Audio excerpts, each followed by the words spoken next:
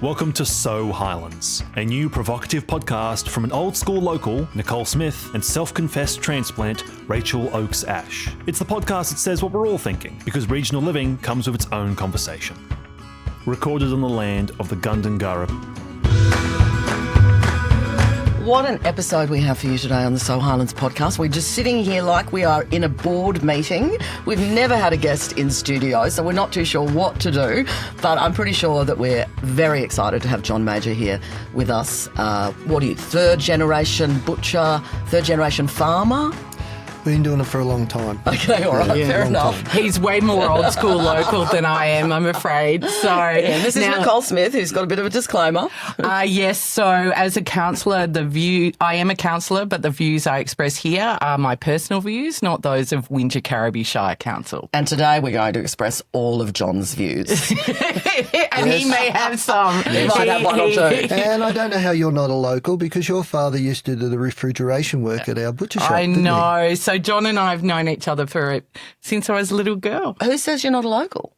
Well, I'm not as local as him. Local. Right. He's more local. Yeah, I reckon if you got the address on your driver's license, you're a local, which will piss everyone off, I know. Particularly those people that hate those Sydney blow-ins. That's me. Anyway. So should we introduce John? Yeah, we're going to talk today, I think, about sustainability, and I think you're one of the OGs, aren't you, of sustainable farming? No.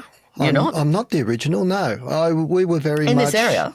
I'm not I'm not. Do you want to repeat that again? Definitely not. I come from a family that used all the phosphorus and all the chemical fertilizers and all that because at those stages they weren't bad for you. They were all okay. And it's only what we've learnt in the last 20, 30 years that had me thinking. And when my opportunity came to change things, I started looking at different ways to do things. I've been on the biodynamic and regenerative journey for 15 years when I started looking at it, and 10 years of actually implementing it. And what's changed in the 10 years? Like, what have you noticed from doing that in 10 years? Reading-wise, if you're doing all the tests and all that, not much has changed. But looking at it wise, to me, my grass is greener, my grass grows faster, my cattle fatten quicker. It's just the results of all the professional tests done. I'm not where I want to be yet, but we can get into how I'm getting there and things like that. Well, how are you? Because it's all about the soil, isn't it? Isn't regenerative that's farming right. about the what health of soil? happened was I'm putting on super, I'm putting on lime like my father did. And I'd put it on and I'd see a result for a few weeks, and then the results were gone. There was no more. It didn't seem to have any more benefits for me. So I'm thinking, why am I throwing all this money for, a couple of months when I want something that works all year round? Fertilising is expensive, and not fertilising can be expensive too if you're not getting the end product that you're making money out of. So I started looking into biodynamics. I went and did a course with Charlie Arnott and Hamish McKay down in Kangaroo Valley, and I started brewing up some of their mixes. The thing that convinced me that they work was, at the stage I went there, I was spraying my thistles with a chemical every 6 weeks to keep them under control. They just kept growing and growing and growing. And being a butcher for 50 years, I had no idea why this was happening. I started using some of the products. Charlie's products? No, making my own. Yeah. Making it out of cow poo and crushed eggshells, basalt dust and stuff like that, and burying it in the ground and spraying it on the soil. And I did this for a couple of years, and I sort of, what's happening? No, nothing's doing. And then all of a sudden I realised I hadn't sprayed a thistle for 2 years. Wow. And I thought, shit, there's something in this. So that's when I got into that. And then I started looking on YouTube, and I'm looking at regenerative farmers and all this sort of stuff. And following a guy in America and following local guys here, I've started implementing regenerative farming, which includes making all your paddocks smaller. So rather than a 10-acre paddock, they're a 1-acre paddock. It's a lot of bloody fencing, I can tell you that, and a lot of cost to do all this fencing. So I had 30 paddocks. I've now got 65, and with an electric fence across the middle, that gives me 120 paddocks. I'm about to do another course in June about proper grazing techniques and stuff like that in Orange, which will be exciting. And it's just sort of as I've gone along, it's opened my eyes to all these, not necessarily, well, there are old people, but a lot of young people that are learning about it. And I think I like to keep learning. I've always liked to try different things. And that's how it was in business. Whenever I wasn't making money, I'd come up with some other idea. And the best idea was our catering business because it opened us up to so many people in the Southern Highlands. Are you still doing that? No, we got too old. Well, when we started, our main employees were our children, who the oldest one was 8 at the time. And they did their 20 years and quit. Oh, Yeah, gosh, I wonder You why. can't get good kids these days. One went lawyering. Right. The youngest daughter said, buggy years, I'm not working every Saturday night. And our son, who was also working in the butcher, says, I'm doing enough work. I'm not doing any more on weekends. So Vicky and I did it for about another 5-10 years by ourselves, and then she quit. And then that left me, and it was no fun after that. So You do firewood now, though, too, don't you? Are you doing firewood? no, that's my nephew. So we Great should job. actually we probably need to explain, John, who are you and what your history is here for people who don't know, like where you farm, the story of, your family and how you came through. Yeah, well, when I ramble on, you just got to cut me off. No, we don't. That's the whole point. It's an interviewing technique. We shut up, and then you say a lot more than you should. So, righto. So I'll try and keep it as brief as possible because I would start rambling. Let's start when you were 5. When I was 5, okay, we was potato farmers, and I picked spuds. And this is in Burrawang, right? Yeah. Well, my dad originally bought his first farm with a grant from his mum. She paid the deposit. It was 200 acres on the farm where the firewood business is now. Right. And Which Dad- is Illawarra Highway. Yeah, Illawarra Highway, Robertson, just before Robertson. He planted a paddock of cabbages. It poured down rain that year. The cabbages grew massive. There was a big shortage of cabbages in Australia, and he paid for his farm in the first 12 months on one 10-acre paddock of cabbages. Who knew cabbages were so profitable? Yeah, Yeah. they were just that year. It was just that lucky start that he got.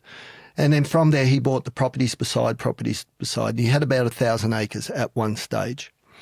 Anyway, so he grew spuds and he grew cabbages and swedes and all that, and then got into cattle and become a very big cattle buyer. In fact, he was the biggest cattle buyer in the Southern Highlands. The agents used to take him to sales to go and buy cattle for him and all this because he had such a keen eye with cattle. In I don't remember the date, in the early 80s, there was a massive drought and Dad had a heap of cattle on his farm. A lot of them fat. The bum fell out of the market. What am I going to do with these cattle? And there was a closed butcher shop in Burrawang that had been closed down for 20 years. He went and seen the owners and said, look, I'm going to open the butcher shop. Can I hire, buy, beg, borrow, steal, buy, whatever, this place off you? So they rented it to him, which 12 months later they sold it to him, and he opened a shop. I was 12 at the time and was wash-up boy, so that's when I consider I started my career. At 12? So, at 12, because I was there every afternoon and on the Saturday morning. So I could make sausages when I was 12, and my son, when we were catering, he was cutting up butts of beef when he was 11. Oh, wow. So, yeah, we started him young.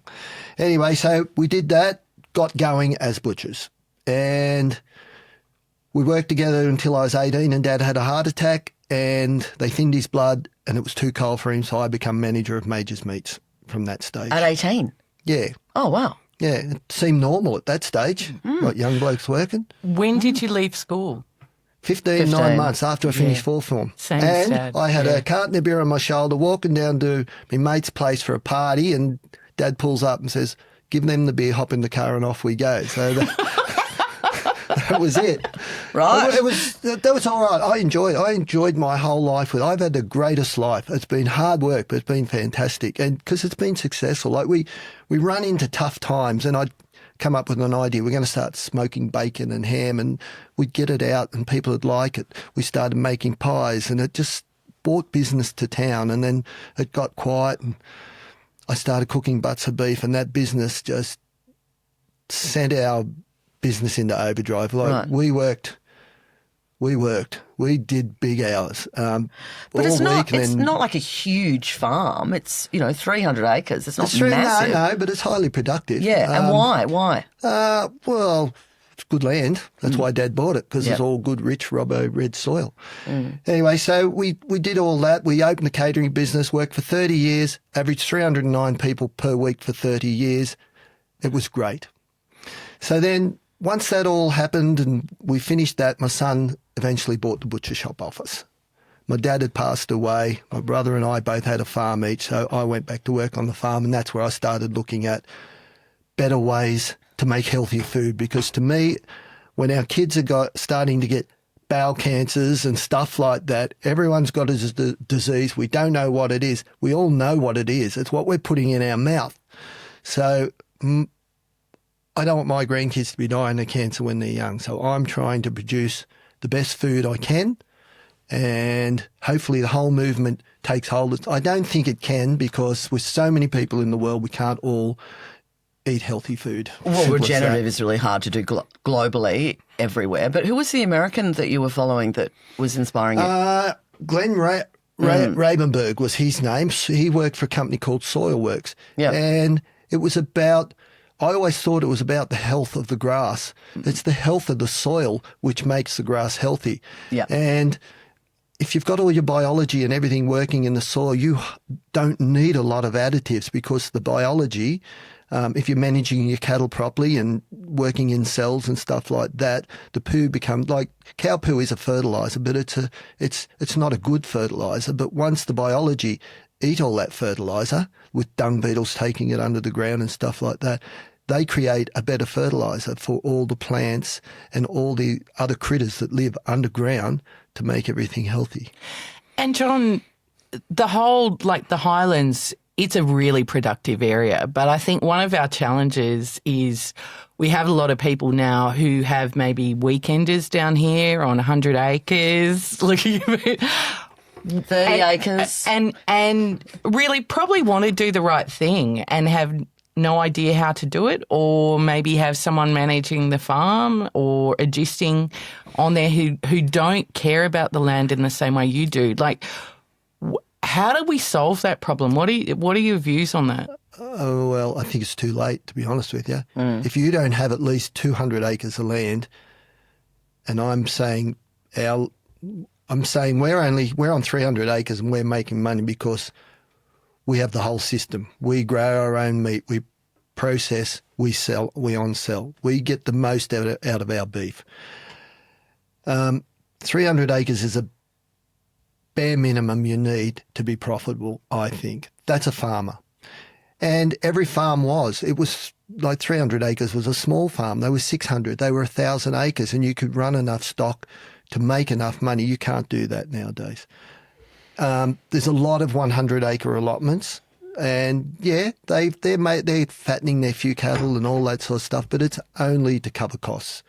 And it's sort of meant farming is for the people that have made their money and have sort of retired, and that's their life. They like the Hobby lifestyle. farming. They're hobby farmers. They're hobby farmers. And it's not their fault. Well, And how do we make the most of that then? If they don't have to be, if they're people who do care, and because I think the other thing is, for the Highlands, everyone wants to keep the green between here. People live here because they want to be surrounded by farmland in our environment. And if we realise there's a lot of people who live here and don't need to make money off their farms, they just like the lifestyle, is there a way we as a community can do something about that? Because we've got to keep it. Well, Can you really license other people's land?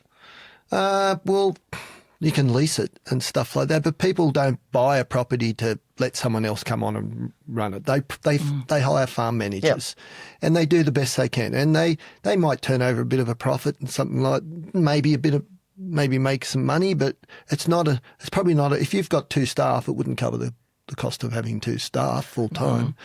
And like farming is not easy; it's hard work. Like it's day after day after day. If you're serious, well, look at every dairy farmer. They're up at 3:30 in the morning and they're finishing at 7 o'clock at night, and they can't get staff. And that's the next big problem. And then how do they no sell their staff. milk as well when you've got supermarkets? Well, no, they're selling all their milk. They sell it to the company, and then the company sells it to whoever wants to buy it. But it's the same. It's turning over so much milk. What is the quality of that milk? What do they have to feed those cows to make the milk healthy for you? They can't do it. Well, what do you have to feed the cows to make it profitable for you? Number one, Yeah, well, which makes the difference to those that, like if you buy raw milk, like I used to live on the northern beaches of Sydney, and there was a shop there, and you'd have to pretend that you were buying raw milk to use as skincare, and that's why you were using it, because it was illegal to drink raw milk. Yes, because it can be dangerous. If like even organic and things like that, they may not be healthy for you. Right, why? Well, raw milk. What happens if that farmer who is getting no inspections by anyone isn't doing the right thing? You can't say because someone is organic, he's doing the right thing. Right. You can't trust that, because there are people that are unscrupulous. So how do we know? How do you know? Yeah, how do we know? As a in consumer, a world now, how know? do you know? Yep. The internet is full of people that are just bullshitting you. It's full of assholes, just quietly. Okay, Seriously, let's be honest. in my industry, Yep. people get on there and say, we're 100% grass-fed beef grown on our own farm. And the picture is there, and they're standing in front of a grain feeder. Oh, Jesus. They're not What's very that bright, tell you? are they? They're not very bright. That's what tells me. Our beef is 100% Aberdeen Angus beef, which are black cattle, if you don't know, and their What's the front page picture is a red Hereford cow. That's great. Do you call them out? No, because if you call them out online... Oh, the trolls come. Oh yeah, the yeah. trolls We know come. about that. We know about trolls. And you spoke about dairy farming, because when I was a kid, this area was a dairy farming area. Can you talk about how the Highlands has changed in your time? Well, how many dairy farmers are there? 5? Yeah.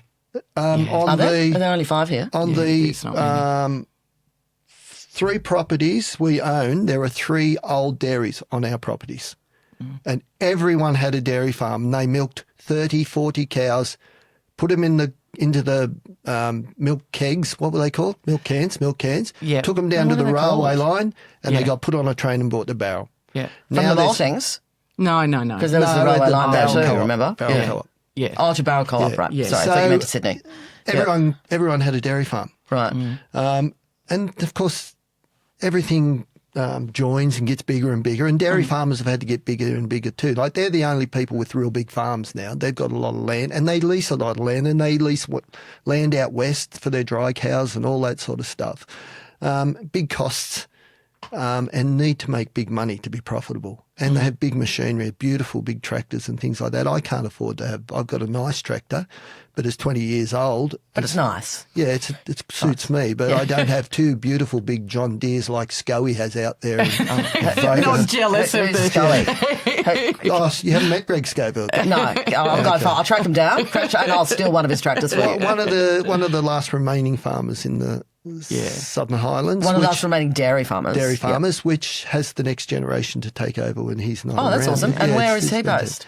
He's in Avoca, opposite the school. Okay. Oh, gotcha. Oh, right, up near Springfield. Yeah. Okay. And I mean, you've gone through your family history is that generational sort of change, and that hasn't always been easy. Father son sort of transition with strong-willed people. Yeah, John, Let's talk about your relationship with your father. Yeah, well, And son. my father was very hard on me, I thought, at the time. Did you? Yeah. But because we were working from 5 till 5. 5 in the morning till 5 at night in the butcher shop. Then when I was 30, we added catering to that, and that was work all weekend. I loved it because I'd been taught how to work big hours. When the job was there, you did it. And it was hard. And Dad did it. He used to dig spuds all day and then take them by truck to Sydney, have a sleep on the road on the way home that night, come home and go and dig spuds the next day. When the spud season was on, it was on. They did used to pull up in George Street in their spud trucks and have a few beers before they came home. And I tell you what, here comes the spud truck. The road wasn't as good as it was now. She was pretty hairy trip. Anyway, that was all okay as long as you didn't have an accident. But it was hard work, but we all did it and we got accustomed to it. And so we worked hard. My kids worked hard and they can see it now. Like my son works really hard and it's frustrating because the generations aren't the same. It's a whole new world of work. What do you think the new world of work is? Well, no one works as hard as they used to. The only people that, I won't say that. If you own the business, you're going to be the hardest worker unless you're too old to do it. And you rely on and there are good workers. We've got plenty of good workers in our butcher shop.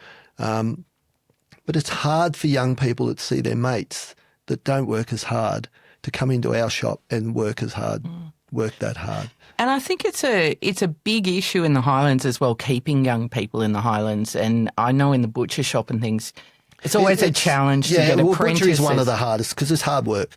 You're lifting 50, you've still got to lift 50 kilos. Like my daughter was working in the bank and the armour guard guys couldn't lift 5 kilos, you know. The rules, you can't lift the coins out. They're not allowed to? No, this is years ago. And she said, bugging me, I'll carry them out for you. No, you can't do that. We've got to go and get the trolley. Just ridiculous stuff. Was that stuff. OH&S or something? Yeah. All that stupid stuff. Yeah. Anyway, so, there's still lifting in our game. So, and if you had millions of dollars, there is no lifting. You can have a machine for everything, but you can't have every machine if you're, a medium-sized business. And they work hard. But even our customers in cafes, they can't get staff. And the staff they get, they have to have, instead of having the 2 people on the floor, they have to have 4 because the work ethic isn't there like it used to be. Well, I think there's been a lot of changes in that for various reasons.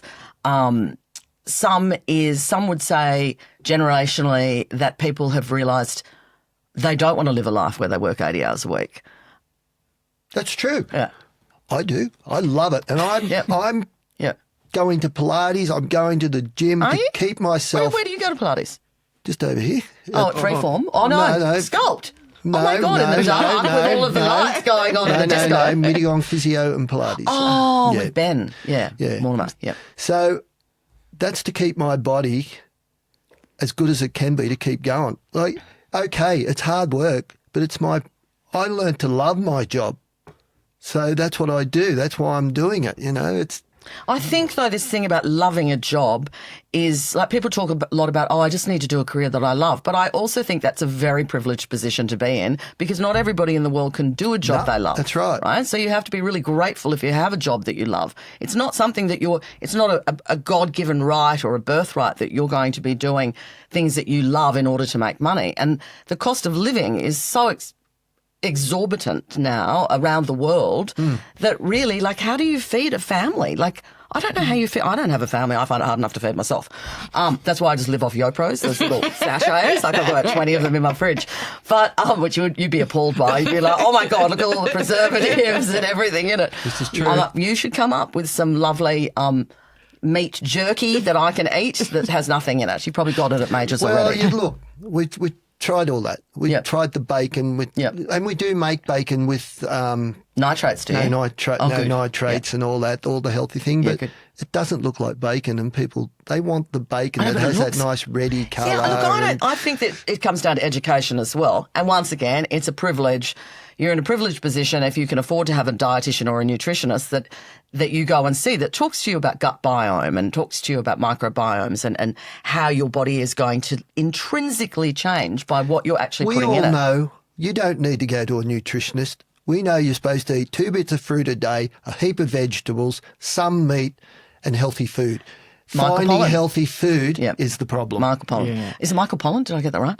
I saw him at the Opera House. Amazing. He wrote that fantastic book about plant life, and he just says you eat mainly plants, some protein from animals, and a bit of fruit. That's it. And that seems so simple, but we've moved so we've got far so away from it. complicated. Yeah. So far away from it. And I think as well, the thing that's happened here, John, the Highlands has changed, right? Since I was a kid, the Highlands has changed Very in much your so. life, Very you much know. so.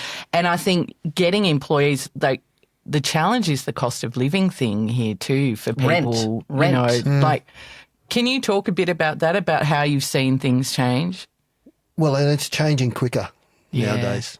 Yeah. Everyone wants out of Sydney and they're all coming, well, they're spreading out all around Sydney and they're coming here, which is squeezing us. And I've had the conversation, I can see the time when our farm is unviable really because of the impact of society. And like, let's face it, I'm sitting on a lot of money there that I could enjoy, my family could enjoy. How long before the time comes when you say, there's just so much money there, I don't need to go to work and work like I do? Well, It won't happen in my when is time. that? Won't happen in your time. Well, because hopefully it'll be passed down to the next generation. Right. And if that, but I said to them, it's a business decision. If you're not making good money and you've got the investment there to rely on, and it's like you want to be a farmer forever and you want the farm to be there forever. But how many farms have we got now?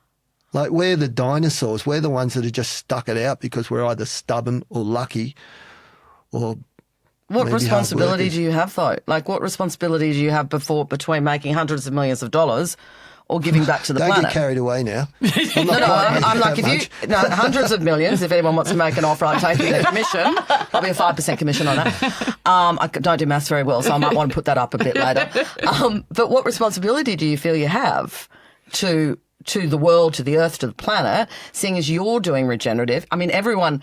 I've got friends in Jindabyne who are now doing regenerative. She's become obsessed by it. She's got a flower farm, a chicken farm, freaking going off. And she's doing really, really, really well. Eagle Farm is what they're called, and they sell eggs and they do the whole soil and moving of the paddocks. And now they're going to do flowers. And they've And actually people don't realise how hard that is. it That's is hard work. but you have to have money too to be able to do that. And is that part of it? I mean, we were talking about moonacres before. Rachel and I also recently interviewed the guys of Three Blue Ducks and Barradoo Park Farm. They're really, we've got people who maybe are doing this more purpose-led, less. Yeah, well, the different. trouble is we all want to do it. We all want to do it forever. But if you're not getting the benefit out of it, like you're getting the health benefit, but you've got to be paid for your toil. And this is why there's no farmers. They weren't making any money. And the cost of the land is so great, they all bugger it. Why do it? And this is why they're all gone. And there's only But a few why of us is left. that? Why is that? Is that government? Is that commercialisation? Is it AI? Is it It's internet? What is it? modernisation. Thank you. We now Yeah. have supermarkets that are Yep. taking a market share. Burrawang, where we were based, is gone. We had 2 thriving shops, a thriving pub and a thriving butcher shop, all gone. Pub's Pub's coming though. back. Yeah. And the top shop the same lady's bought the top shop, so hopefully she'll open that again. But you could get your fruit, your veggies. You could live out of Burrawang if you wanted to in those days. You can't do that anymore. Not in Burrawang. I suppose you could go down to Robbo though, couldn't you? From Burrawang. Yeah.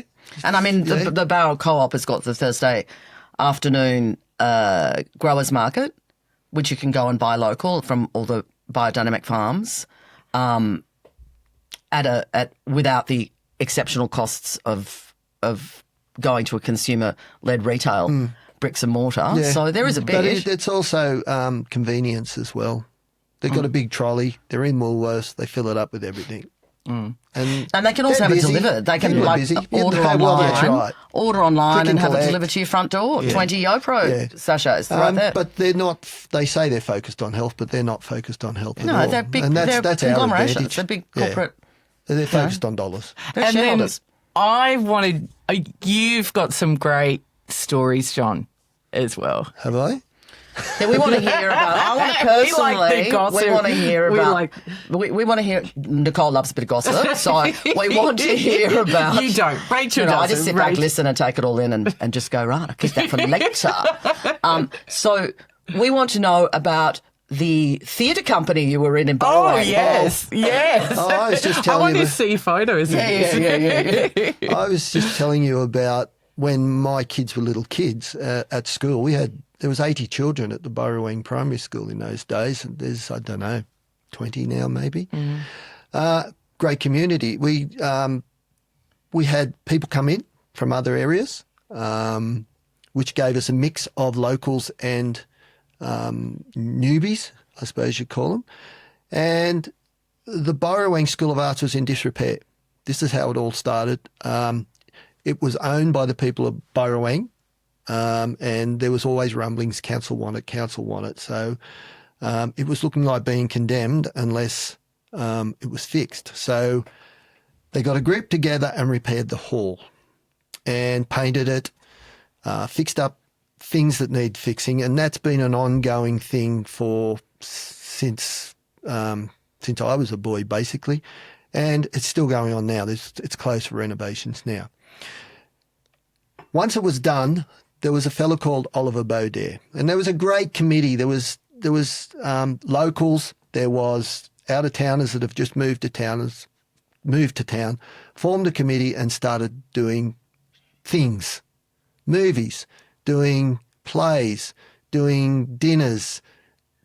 We had the best community. It was the greatest time in Burrawang's history. Don't know what year it was, but I was about 40, between my 40s and 55s. That 15-year period was just so good. So yeah, one of them was a play, and it was a Roman play, and my daughter was in it. She was 8 or something like that. They come and see me at the shop and said, we're doing a scene in a butcher shop. Would you be prepared to do it? You've got to walk through the crowd with your knife in the air with a pig's head on it. I don't know if you're legally be allowed to, well, you probably weren't legally allowed to do it. Do that. Who cares? Yeah. Anyway, so I walked with this pig head on my knife. Real and pig's slap head. it on. Real pig's head. Yeah. Dead course. pig said, yeah. Yeah. No, I It's going to be alive, is it? It came off one of the pigs that had delivered to the shop. I didn't go down the paddock and cut it off. Right. Well, it's okay if you did. You can share it with us. No, I didn't. Although as a small child, I learned how to do kill and skin sheep and cattle and all that sort of thing with Dad. Before we had butcher shops, we always processed our own. Yep. Yeah, he chopped sheep up with an axe. Oof. Oh, my God. Wow. All I right. tell you what, it Toughened you up. made some horrible things you see nowadays.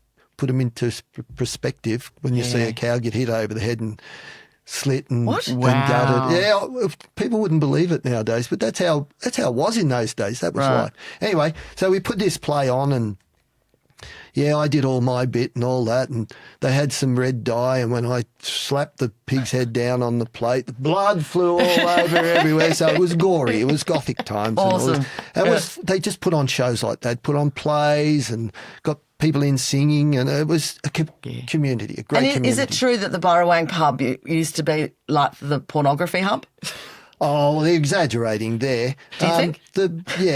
Well, it wasn't a pornography pub when Ed took over, and Ed was probably the saviour of the Ed and Julie Wolfrey were the saviour of the Burrawang Hotel. It had changed owners 5 or 6 times, and you got some good people, but their lives went in different ways, and then you just got some other people that just weren't suited to the business. And then show blue movies. Oh, I was probably under 18 at that stage. I don't know. I didn't see any blue movies. I'm suggesting they were But filming there them was, there. when the tunnel was built, there was fight night out the back. These blokes come from everywhere, all over Australia, and they'd have. So we had a boxing fight matches. club. So did we It was have like fight club We had in Fight Club. Burrawang? Yeah. That's a story I didn't know.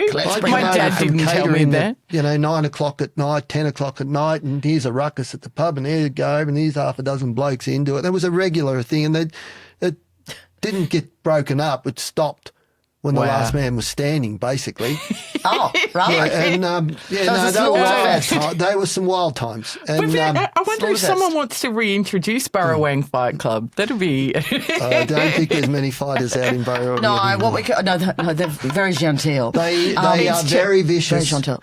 with a pen or a printer. No, but they're not so much they're very with a- vicious with an anonymous name on Facebook, Yes. and the ability to have a keyboard. Yeah, it's a shame, really, that you have a go, you expect people to have a go back, but the pile on your cop now, if you have a controversial opinion on something that you believe in, there's no use putting it out there, and it's a shame.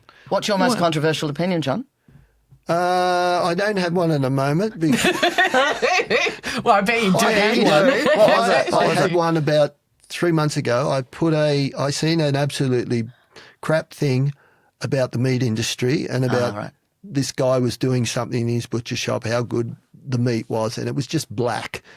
And I said I couldn't sell that meat in my shop. And what I copped from that, I thought, Yeah. if you're happy, if you customers are happy to eat that meat, go and eat it. So what should someone look for when how can you tell as a consumer? What is it? This is the trouble with grain-fed and grass-fed Yeah. meat. It all basically looks the same. There is a slight colour difference and stuff like that. And you go to Sydney Show and the prizes are all won by the big limousines that have been fed on grain for 300 to 500 days because they look magnificent. You put a grass-fed animal in there, he's not even going to get into the semi-finals. He's going to be the first one kicked out because he just doesn't have that great bloom.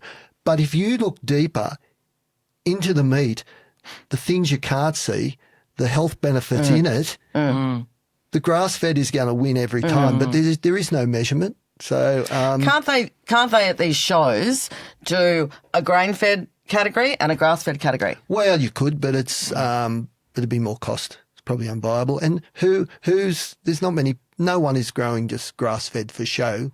People are growing grass-fed for eating qualities, and this is why a lot of people are grass-fed. There's a lot of people that are sort of grass-fed. Once it's online, everyone believes it. There's, Well, I there's think so that's the much thing, though, BS isn't on it? there. If you say something with enough authority, like Mecca is coming to town, people believe you, right? I mean, I'm still cosmetic- waiting. Yeah, no, we're all still waiting. But if you say with enough authority, people just believe you. And John, you and I have had many conversations over the years.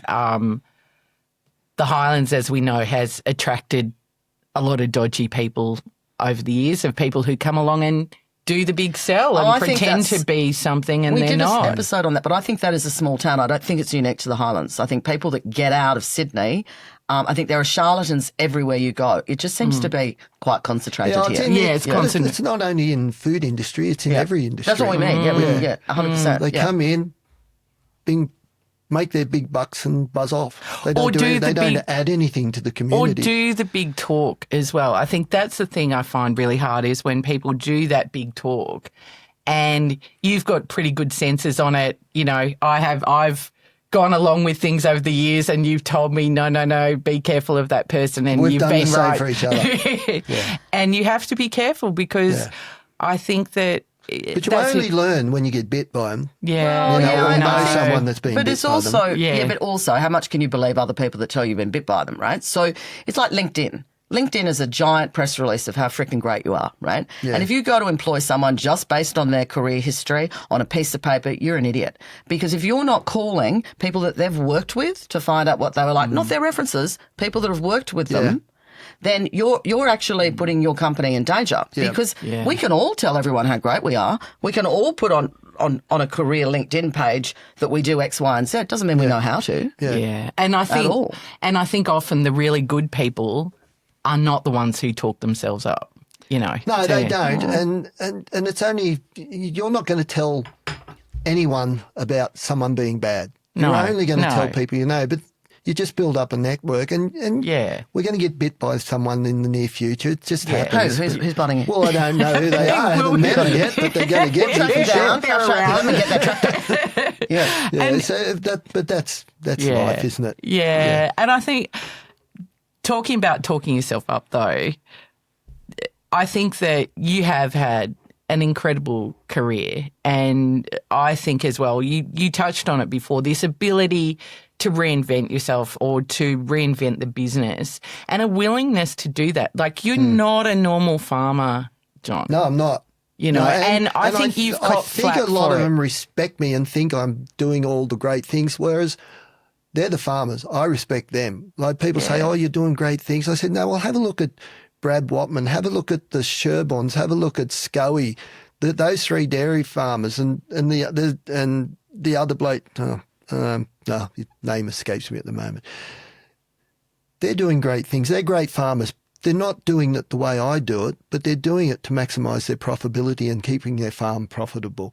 And to still be there in a dairy farm nowadays, that's a pretty big, pretty big accomplishment in a small area like Robertson. So they're good farmers. I don't know if I'm a good farmer, but I have, and I'm proud of what I've done. I got taught how to do it by my dad. Get in trouble, just veer off in a different direction, like that catering business. When I was in the shop, we're working away. I didn't realise about profitability till I was 30. I went back to my old textbooks that I did at TAFE to do a profit statement. After wages, I made $357 the week I started. And I thought, shit, what am I doing here? That sent me on the journey of learning how. That's why I started doing not everything worked, trying different things to get it right. The catering business was the one. That just got Major's Meats on the map. We were selling more meat, but I was reaching so many more people. And I think the ability, the willingness not to be willing to fail, or that things didn't work, and so I don't think anything failed. I guess I was lucky. I've been lucky, and I've worked like Laurie Scarlett from Scarlett's told me. The harder I work, the luckier I get. Yeah. So, and we did work hard, and like my son said, look, Dad, I'm making my money before I'm 50 because I'm not going to spend my life working as hard as you do. And I think that's success. That's how good's that? I was going to say, you've also got to be proud of the way you've instilled a work ethic into your children. But once again, there's a lot of people that work their asses off that never make money. It's privilege plus luck plus hard work together that gets you there. That's what I said. I'm lucky. Yeah. But you have done an amazing job, and who doesn't love Major's Meats, by the way? And how many shops do you have? I'm just wrapping this up. Can you tell? I'm wrapping this up. We don't have Burrawang anymore because Matt said it's too small, so we went to Bowral and Mossvale. Right. Yeah, so we've been there for a while. And the branding's fantastic. Like, it just looks gorgeous. Yeah, that's Matt's stuff. Yeah, I know. And he's done a brilliant job. He really has. And the meat is just delicious. Well, look, it's good on the inside and it's good on the outside. No, but also the people are nice. Like, you walk in and everyone's nice. And how much nicer is it to walk into somewhere where people are nice? Yeah. It's like when you go to Brisbane and everyone's nice and you're like, what the hell? I need to move here. Oh, shit, it's 47 degrees. No, I don't. The reason people aren't nice is because they're under the pump. Yep. You know, they're like, it's like I was talking to a fella the other day and he says, Matt says, how's your business going? He says, going no good. And he said, the floor staff, in the old days I needed 2 to cover the tables. I now need 4 because they can't do the work that 2 people used to do. My wife went for a breast check the other day. Mm-hmm. There's supposed to be 2 ladies working there. There's supposed to be 2 staff helping. The other one lady was sick. The 2 staff weren't there. There was one lady by herself. She had the opportunity to close down the breast clinic because she couldn't do it by herself. And she said, bugger this, I'm going to do it all. So she did everyone all day by herself and everyone was on time. They might have got a bit late towards the end of the day, but that's commitment to have a go. So it just shows you what one person can do where there's normally 4. And what a difference it makes if she hadn't done that and somebody actually had breast cancer. Some lady didn't get her breast check and may not get it done for 3 months' time. You don't know. Well, we love your wife too. What's her name? Vicky. Shout out to Vicky. Vicky was, when we started catering, I was the rip bash tear. She put the cherry on top of everything that happened. Like, cook the carrots.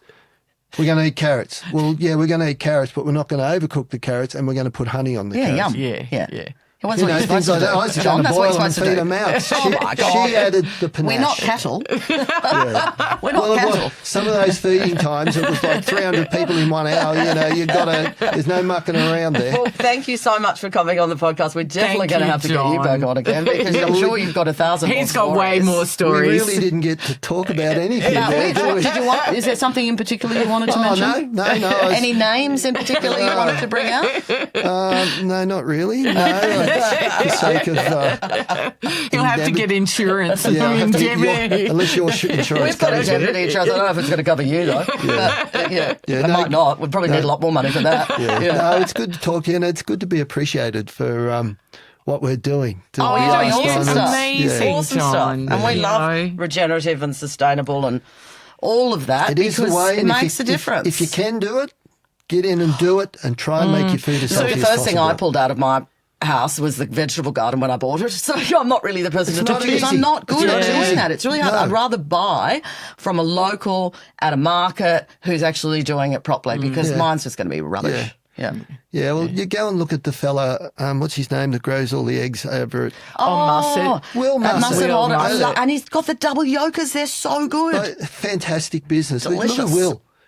He's a skinny guy. He is. He's working his ring out. Yeah. It's not easy. It's Yeah. hard. But they deliver, and they do this great thing where you get a box once a week from them. I was doing it for a while, and you could get a half dozen double yolkers, and you'd get whatever box of what was in season, and then you just cook whatever that was. Yeah. Yeah, so it's still not doing it, I it's think. hard work. Phil Lathers. He's not a Yeah. fat bloke, is he? No, You no. know, Who's if you- Phil? Oh, Moonacres. I keep Moonacres. forgetting his name. They're working I just call him hard Mr. Moon. Yeah. You know, it's not easy. Yeah, and their food, their produce is beautiful. You've got to have at it Gullah. in the heart as well. You've got to want to do it. You've got to, Yeah. So when do you, and then when you lose the passion, you sell it? Well, you don't lose the passion. Yeah, that's I'm just Yeah. fortunate that the next generation has the same passion. I was going to ask you, even though we have like 1 minute left, Clarkson Farm. Love that show. He does not know what he's doing, but he's put a focus on what is happening in the rural industry. Yep. Yeah. Good. And Good. we're following that Can path. we do what? Maybe we should follow you around. Major's Do one with you. Farm. Major's Farm. Although he knows what he's doing, so you could be telling someone else on a tractor Maybe what you to could do. go to different. Maybe I can come to you and you Yeah. can tell me. Or go to different hobby farms around the Highlands Yeah, and we'd you take could you to tell different them what hobby they're farms. doing wrong. Yeah, that'd be a good. great idea. Oh, yeah, That'd be good. Yeah, that'd be awesome. May not be popular, Might not but be popular at all. I'm like, no, I don't think I've so. spent a lot of money on this farm. I'm doing it my way. Yes. All right. Well, thank you Thank so you, much. John. We'll love to have you back again. So yeah, Thanks you. for having me. Thank you. Thanks for listening to the So Highlands podcast. If you like what you hear, be sure to review and subscribe via your favourite podcast platform, like at So Highlands Pod on Instagram and at So Highlands on Facebook and YouTube.